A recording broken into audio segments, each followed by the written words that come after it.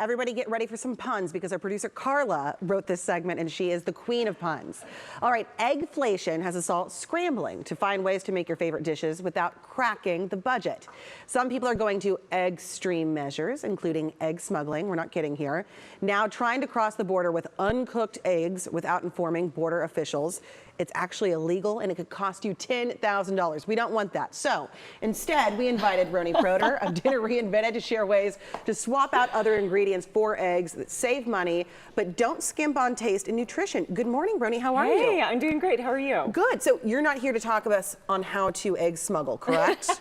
I thought every one of those was pretty funny, so. I know, she did good. Carla did good. Good. All right, let's paint the picture first of all. Okay. We know egg prices are expensive. Yes. Can you give us the Reader's Digest, everyone at home, why they're so expensive right now? Yeah, so it's a combination. It's kind of like the perfect storm of both inflation and cost of transporting those eggs, and also there's avian flu. I mean, millions and millions of birds have died because of avian flu, which means that there's a shortage of eggs. So we're scrambling to look for some alternatives that are both tasty and nutritious. Okay, so let's talk about the alternatives. Yes. What were you looking for? What was your criteria? Yeah, I found this so fascinating. I mean, I've used tofu before. Yeah.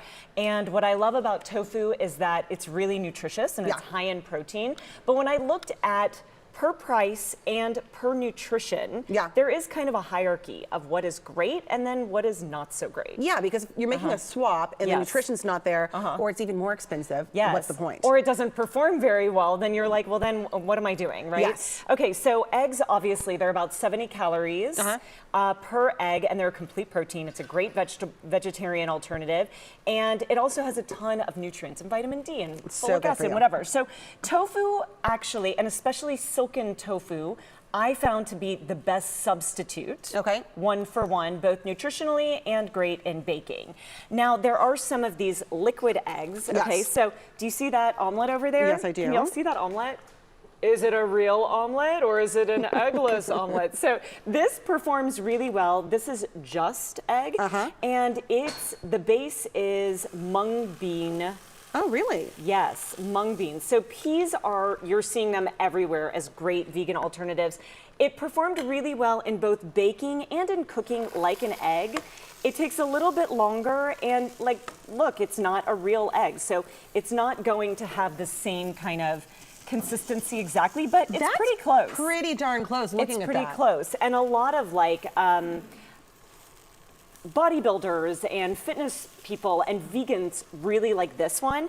There are two different ones. There's the Just, and then this one I tried, and I really like this. It's called Pepita egg. Pepita egg. And it's the base is pumpkin seeds. Pumpkin seeds. Yes. So you said the one downside to these, am I right, is the cost? Yeah, they're about $5 per container. Okay. And 3 tablespoons equals 1 egg. So I'm not really sure if it makes like a great financial swap. What is really good and very interesting is flaxseed.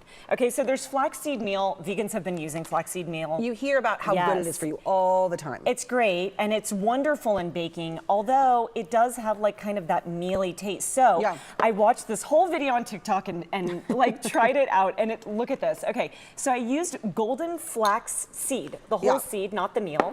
You boil it with water, and look at this like gelatinous texture. All you do is strain it, and you have this incredible gelatinous texture. You asked me before, you're like, did you cook with it?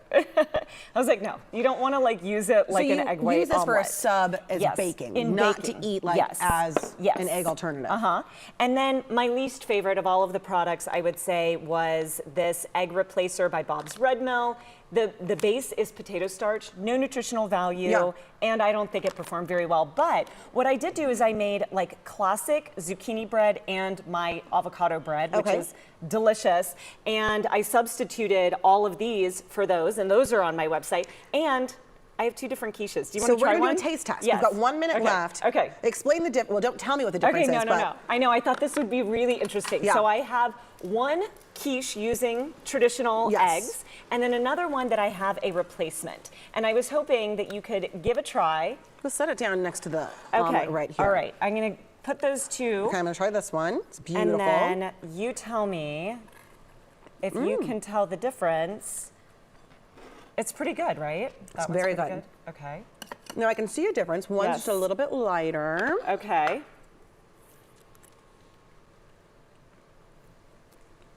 Same recipe otherwise? Yes. One is tofu okay, and they're one's both very eggs. good. Okay. You know what? I think this is the real egg, but I think I prefer this one, and I'm not kidding. Very good. Oh really. my gosh. It's really good, right? So one of the things that real eggs do, they rise, they're fluffy, they have that beautiful texture. The tofu is a little bit more dense, but I thought it performed really well. I did too. Good job. Great research.